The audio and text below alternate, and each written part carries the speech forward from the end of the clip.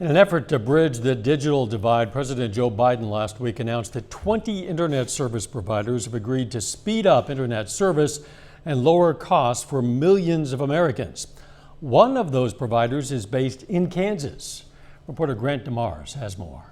In 2022, high-speed internet is no longer a luxury, it's necessary. To be able to work from home, to be able to have access to remote learning and telehealth. And so that's why we were so excited to sign on to this program. That's why IDTech has partnered with the White House to make service more affordable for Kansans. The goal is to bring free high-speed internet access to low-income households. But in some rural areas, Kansans still don't have broadband access at all. Most large service providers simply won't pay tens of thousands of dollars to install it for just a few customers. If you don't or can't make a business plan to serve a pocket of rural America, and there's no return on that investment, you're not going to spend the dollars there. You're going to spend the dollars where it makes sense to spend the dollars from a business perspective. That's what companies like IdeaTech and Pioneer Communications were founded on, expanding access to areas where high-speed internet doesn't exist, using state and federal subsidies and grants, and focusing on a more long-term investment return. As a co-op, we're unique in that